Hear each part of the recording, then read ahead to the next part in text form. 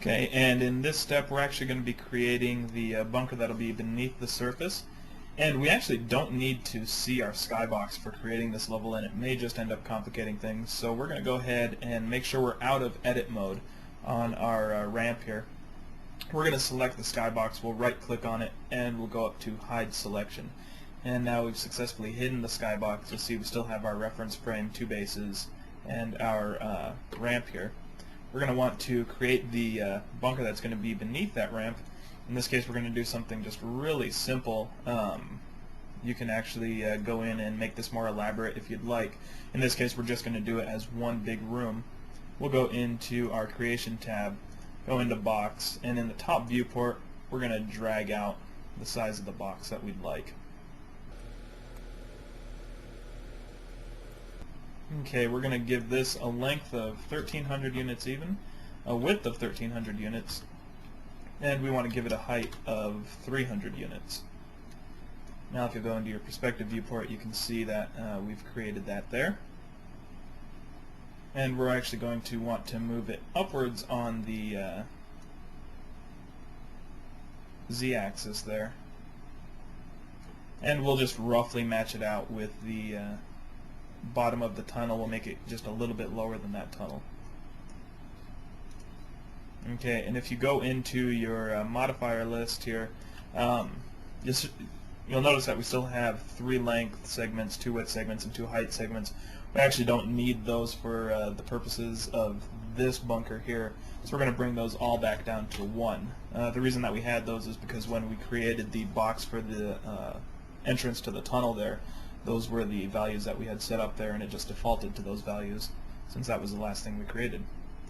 Alright, with this box selected, we're going to right click on it, go to convert to, and convert it to an editable mesh.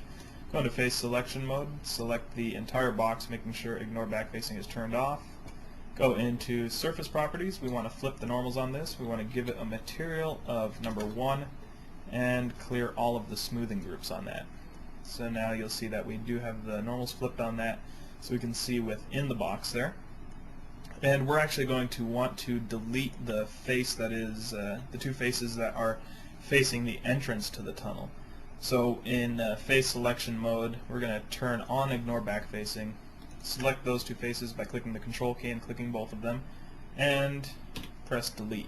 And now we have deleted the face that'll be facing the entrance of the tunnel. Now we need to actually create faces that will make up this wall here. We deleted that wall because we needed a way to get into this room. Now we need to connect and attach that wall to our ramp here. So we're going to go out of face edit mode, select our ramp here, and we're going to want to, under edit geometry, click on attach, and then we're going to want to attach box number 2 to that. So now we've merged the entire thing here. We're going to want to create this wall here. So we'll go into polygon creation mode, click on create, and go through and just like we've done before, create polygons, making sure not to cover up the entrance here.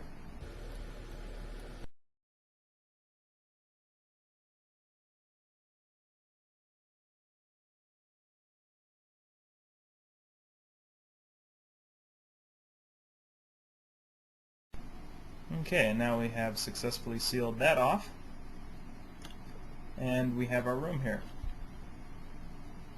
Now we're actually going to have to create another entrance to this. You always have to have 2 outs. It'd be unfair for the players to just have 1 out here, and that way you're setting up an ambush situation there.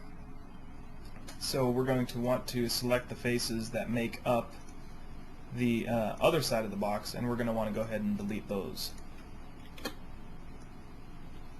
And now that we have those deleted, we're actually going to want to make a copy of this box, and we're going to want to mirror it. So we're going to turn off face selection, and up at the top toolbar here you'll see 2 triangles that are being mirrored. If you mouse over, a little mouse tooltip window will drop down saying mirror selected objects. That's what we want to do, so we'll go ahead and click on that. And we do want to make a copy, so in clone selection we'll click copy, and we're going to want to mirror the axis on the we want to mirror on the x-axis, so that's fine. We'll click OK. And now we have a copy of the box. So now we have two of those boxes and two of those ramps. Now we're going to want to attach the boxes. So you just bring it in as close as you can get it to the other box without overlapping there.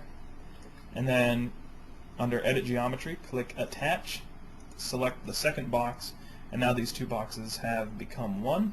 And we're going to want to weld the vertices that make up where the edges meet here. So we'll just go into Vertex Edit mode, turn on Ignore Backfacing, and simply go through and select the two vertices that are together and click Weld Selected. If your welding threshold is turned down and you select two edges, you are going to get an error that says no verticals within welding threshold. If that happens, you can just do two things. The first thing that you want to do is make sure that you have the two verticals or vertices selected, that you don't have one that's up close to you and one that's 100 units away that you're trying to weld together, because that's never going to work, and that's probably not what you meant to weld together in the first place. So you're going to want to make sure that you only have two vertices selected, and they are the two vertices that you have. And then at that point, if that is the case and you want to bump up your welding threshold, that's fine. I'd recommend just selecting one of the vertexes and moving it closer to the other and then welding them. But in this case we're fine, so we're just going to go through and weld all of these.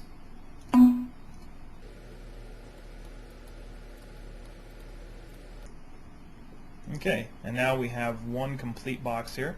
Everything's been welded together. We're actually going to want to make this quite a bit smaller.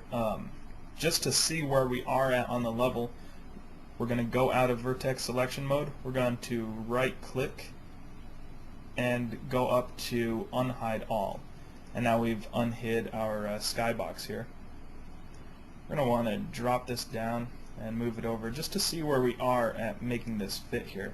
And it looks like we're entirely too wide. So with our tunnel here selected, we're going to go into vertex selection mode, turn off Ignore Backfacing, and select one edge of the tunnel and bring it over to the right, making sure not to overlap that middle set of vertexes or vertices that we created here. We don't want to overlap that, because then you'll be coming up with degenerated triangle errors. And then it looks like we're as close as we really want to get on that side. We'll just bring this side over as well.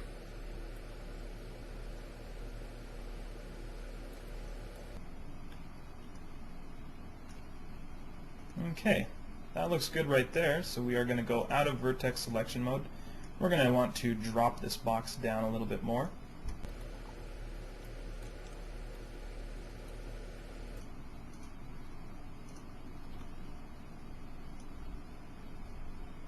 And just drop it down to about the level of the skybox here, just so it's poking up just a little bit above the ground.